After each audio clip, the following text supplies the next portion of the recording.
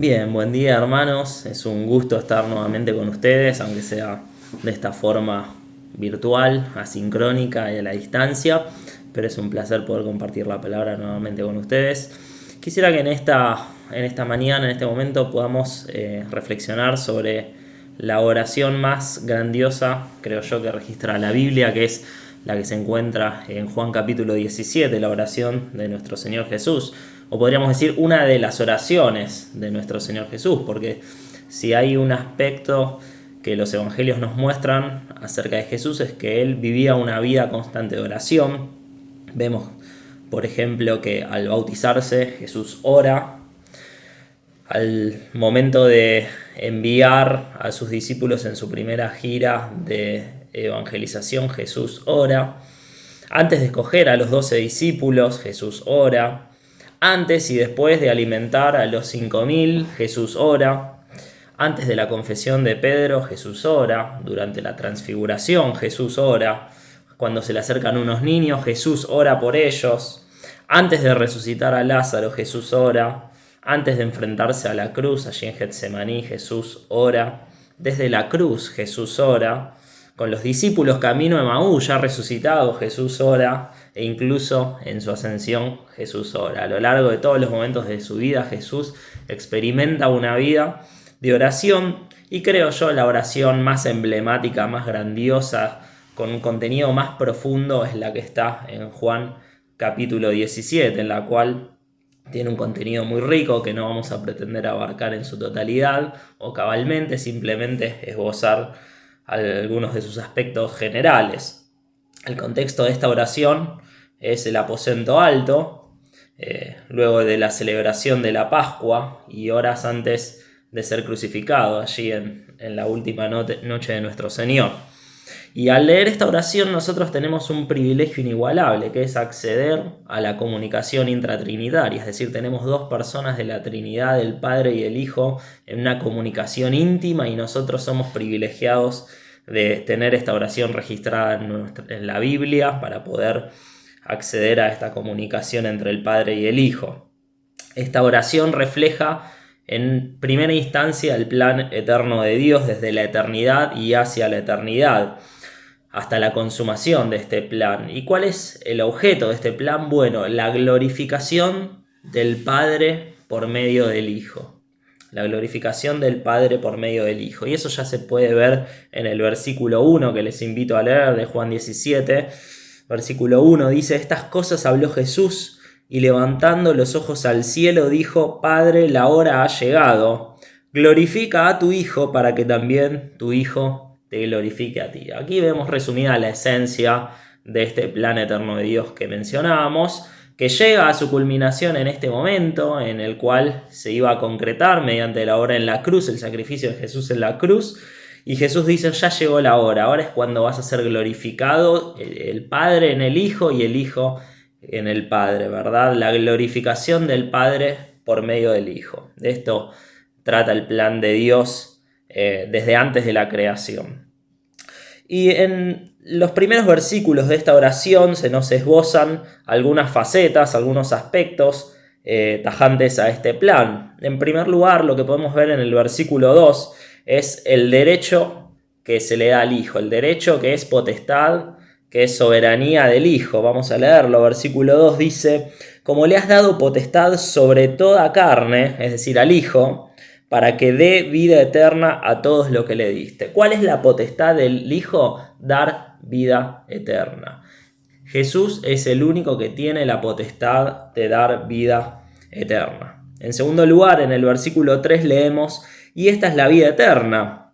Allí pasa a explicar en qué consiste esto de la vida eterna: que te conozcan a ti, el único Dios verdadero, y a Jesucristo, a quien has enviado. Nos habla de una relación que viene a ofrecer. El plan eterno de Dios tiene como objeto ofrecer una relación al hombre para que se relacione con su creador, para que se relacione con Dios. Esta es la esencia de la vida eterna, esta es la esencia del plan de Dios, que el hombre pueda volver a relacionarse con Dios, que el hombre tenga intimidad, comunión con su creador. En tercer lugar, se nos muestra un requisito que satisface el plan de Dios, un requisito que es satisfecho mediante el plan de Dios. Lo podemos ver en el versículo 4, dice: Jesús, yo te he glorificado en la tierra, he acabado la obra que me diste que hiciese. Jesús cumplió la demanda impuesta por Dios, Jesús satisfizo el requisito que se demandaba, que no era otra que el castigo por el pecado del hombre, ¿verdad? El Padre encargó esta obra al Hijo y el Hijo la cumplió cabalmente en su totalidad, la consumó. Por lo tanto, la demanda es satisfecha mediante el cumplimiento del plan de Dios en el Hijo. Y finalmente, en el versículo 5, en lo concerniente a los primeros aspectos del plan de Dios que se nos presentan en estos primeros versículos, se nos habla de la reverencia que el Hijo merece por haber cumplido con el plan y el propósito de Dios. Vamos a leerlo. Versículo 5 dice: Ahora pues, Padre, glorifícame tú al lado tuyo con aquella gloria que tuve contigo antes que el mundo fuese. El Hijo consuma el plan de Dios, por lo tanto, merece ser reverenciado, merece ser glorificado. Y acá vemos el plan de Dios que habíamos mencionado, que ofrece una relación al hombre con su Creador por medio del sacrificio del Hijo de Dios, que satisfizo la demanda del pecado, por lo tanto es glorificado. ¿Y cuál es el resultado? Bueno, que el Padre es glorificado a través del Hijo. Pensaba en aquellos versículos famosos de Filipenses capítulo 2, en donde leemos: por lo cual Dios también le exaltó hasta lo sumo y le dio un nombre que es sobre todo nombre, para que en el nombre de Jesús se doble toda rodilla de los que están en los cielos y en la tierra y debajo de la tierra, y toda lengua confiese que Jesucristo es el Señor, para gloria de Dios Padre. Cuando se confiesa que Jesucristo es el Señor y se le da gloria, estamos glorificando al Padre por medio del Hijo. Ahora, la oración de Jesús sigue, es bastante más extensa de lo que leímos, y ahora comienza una sección en la cual va a estar orando por sus discípulos. Jesús ora por sus discípulos. Puntualmente, por los 12, pero no hay razón para creer que no aplica también las peticiones y las cuestiones que aquí menciona Jesús a todos aquellos otros seguidores de Jesús, por ejemplo, usted y yo. En primer lugar, en los versículos 6 y 8, va a declarar la fe de los discípulos. Vamos a leerlo. Versículo 6 dice: He manifestado tu nombre a los hombres que del mundo me diste. Tuyos eran y me los diste, y han guardado tu palabra. Ahora han conocido que todas las cosas que me has dado proceden de ti, porque las palabras que me diste les he dado y ellos las recibieron, y han conocido verdaderamente que salí de ti, y han creído que tú me enviaste. Acá Jesús lo que está haciendo es definiendo qué es un discípulo. Un discípulo es aquel que cree y reconoce el señorío de Cristo. Entonces, está planteando una primera definición. ¿Quiénes son los discípulos de Jesús? Aquellos que creen, reconocen y siguen su señorío. Aquellos que se someten a su señorío. Luego pasa a afirmar que estos discípulos, es decir, aquellos que creen, reconocen y se someten al señorío de Cristo, son un regalo del Padre al Hijo. Versículos 9 al 10. Dice: Yo ruego por ellos. No ruego por el mundo, sino por los que me diste, porque tuyos son. Y todo lo mío es tuyo y lo tuyo es mío, y he sido glorificado en ellos. Fíjense que se hace mucho hincapié en la posesión. El Padre se los da al Hijo, y lo que es del Hijo es del Padre, y lo que es del Padre es del Hijo. Y nos habla en definitiva de que nosotros, aquellos que somos discípulos, es decir, aquellos que creemos y reconocemos el señorío de Cristo, somos posesión absoluta de Cristo. Todos los aspectos de nuestra vida, todo nuestro ser es posesión absoluta de Cristo, y Cristo reclama la soberanía sobre nuestras vidas. Es decir, no somos nuestros propios dueños, Él es nuestro dueño. Y en ese sentido podemos derivar muchas consecuencias, ¿verdad? Que no las vamos a enumerar, pero cada uno se las podría llegar a imaginar. Nuestro cuerpo es suyo, nuestro dinero es suyo, nuestro tiempo es suyo, etcétera, etcétera. Toda la totalidad de nuestro ser le pertenece. Ahora bien, en los versículos 11 al 16, Jesús va a hacer una petición al Padre y va a rogar por protección espiritual para sus discípulos. Vamos a leer los versículos 11 al 16, dice: Y ya no estoy en el mundo, mas estos están en el mundo. Y yo voy a ti, Padre Santo, a los que me has dado, guárdalos en tu nombre, para que sean uno, así como nosotros. Cuando estaba con ellos, el mundo yo los guardaba en tu nombre. A los que me diste yo los guardé, y ninguno de ellos se perdió, sino el hijo de perdición, para que la escritura se cumpliese. Pero ahora voy a ti, y hablo esto en el mundo para que tengan mi gozo cumplido en sí mismos. Yo les he dado tu palabra, y el mundo los aborreció, porque no son del mundo, como tampoco yo soy del mundo. No ruego que los quites del mundo, sino que los guardes del mal. No son del mundo, como tampoco yo soy del mundo. Esta serie de versículos que leímos casi que parecen un trabalengua, se repiten muchas expresiones ahí, pero lo importante que tenemos que destacar es que Jesús dice que sus discípulos no son del mundo. Por lo tanto, le pide al Padre que los guarde de este mundo.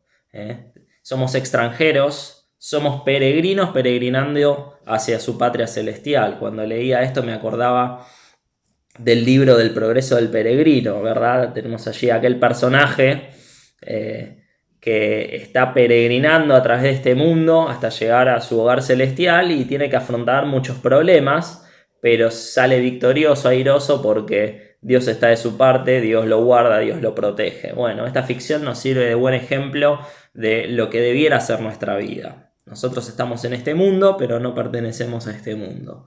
Estamos peregrinando hasta nuestro hogar, nuestra ciudadanía está en los cielos, y hay muchas cuestiones, muchas amenazas, muchas situaciones que pueden comprometer nuestra integridad en este mundo. Por lo tanto, Dios es quien se encarga de guardarnos, Dios es quien se encarga de cuidarnos. Finalmente Jesús va a rogar por la santidad de sus discípulos. Versículos 17 al 19 dice: santifícalos en tu verdad, tu palabra es verdad. Como tú me enviaste al mundo, así yo los he enviado al mundo, y por ello yo me santifico a mí mismo, para que también ellos sean santificados en la verdad. Nos habla de santificación, y la verdad es que no conozco otra palabra, otro significado para la palabra santificación que separación.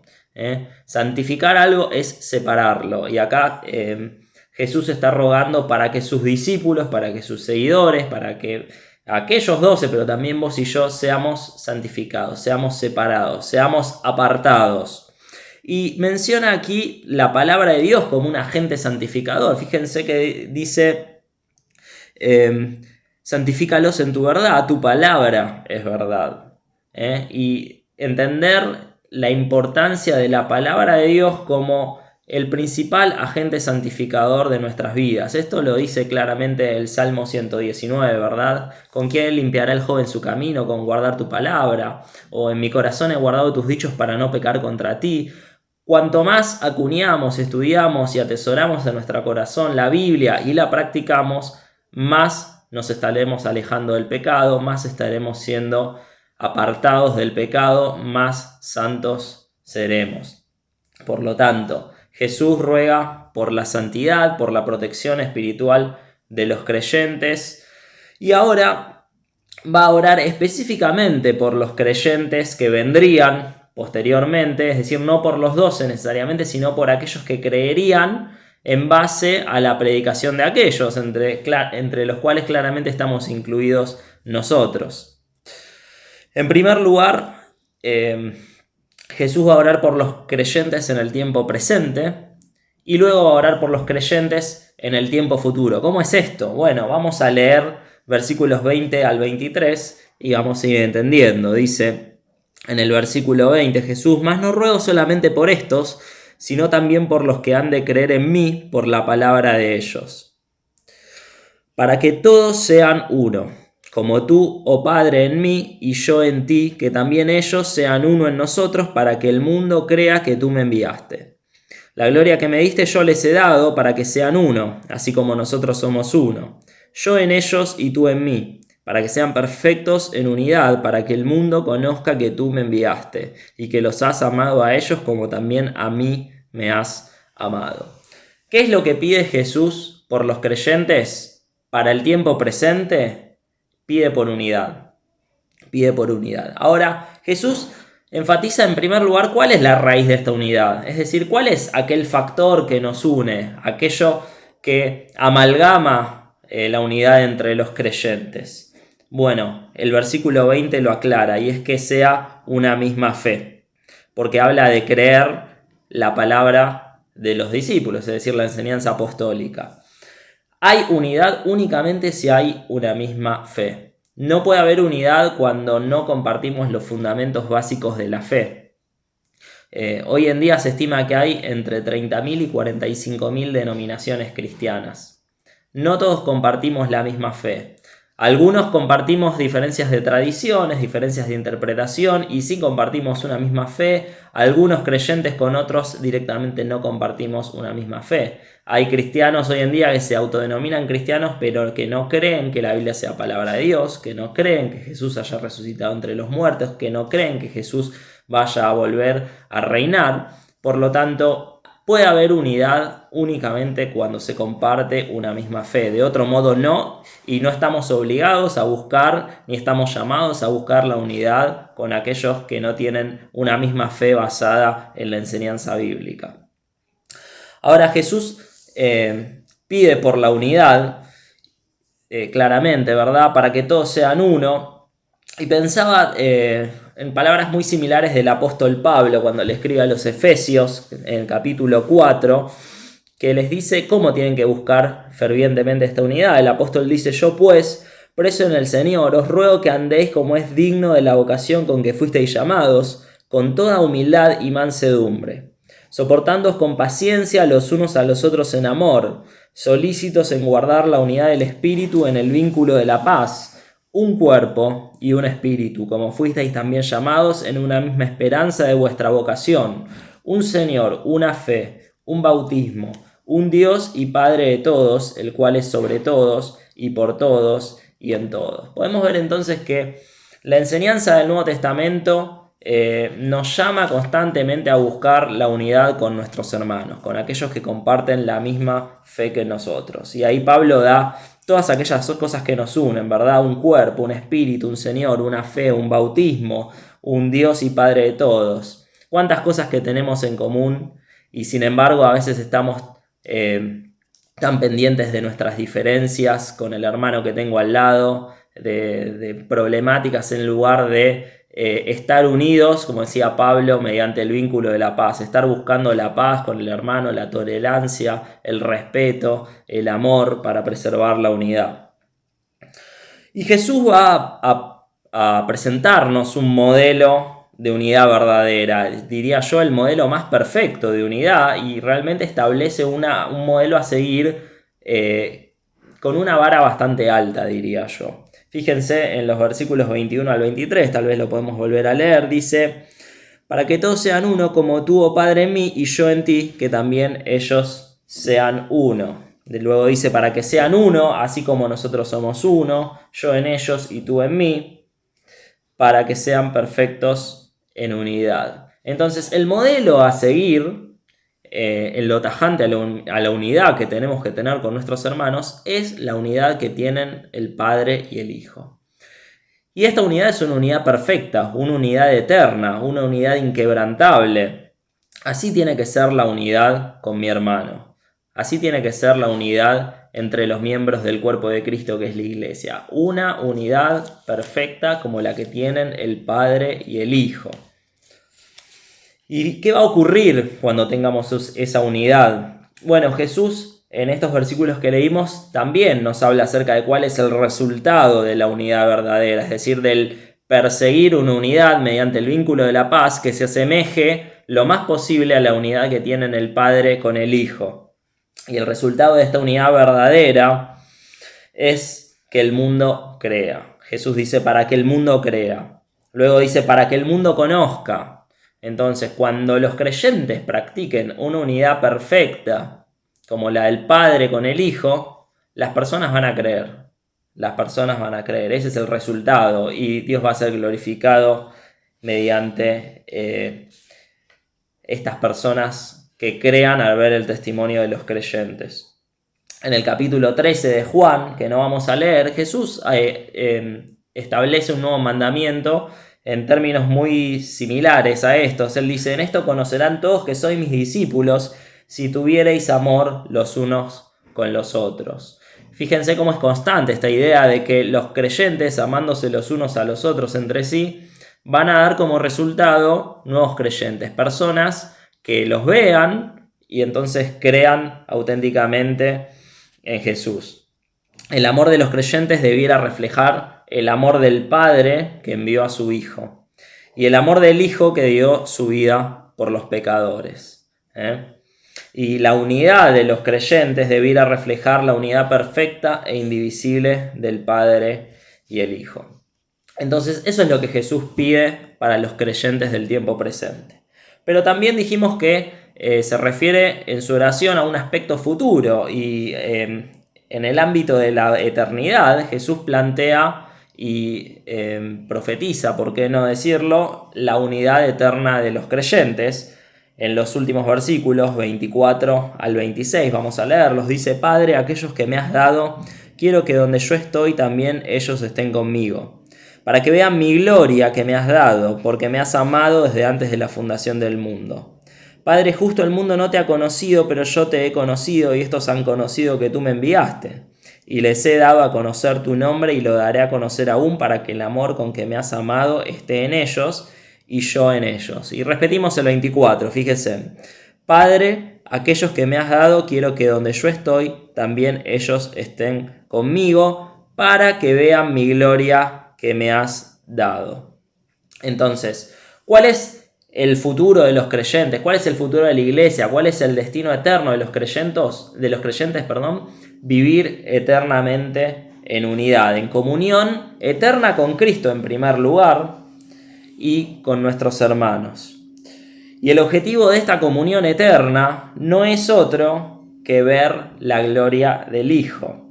Recuerdo ese himno que dice: cara a cara, cuando glorioso ha de ser allí vivir, ver el rostro de quien quiso nuestras almas redimir. Esta es la esperanza gloriosa del creyente: vivir eternamente en comunión con nuestros hermanos y con nuestro Salvador para ver su gloria. Y recuerden, el plan eterno de Dios consistía en ninguna otra cosa más que en la glorificación del Hijo por medio de la consumación del plan eterno de Dios, y de este modo el Padre es glorificado. Que sea esto una realidad en nuestras vidas, que podamos glorificar a Dios mediante nuestra unidad, que podamos preservar la unidad mediante el vínculo de la paz, que podamos ser tolerantes con nuestros hermanos, que podamos ser respetuosos con nuestros hermanos, que podamos en todo buscar y anteponer la unidad de la iglesia, para que de este modo Dios sea glorificado. Que Dios los bendiga y que pronto nos podamos ver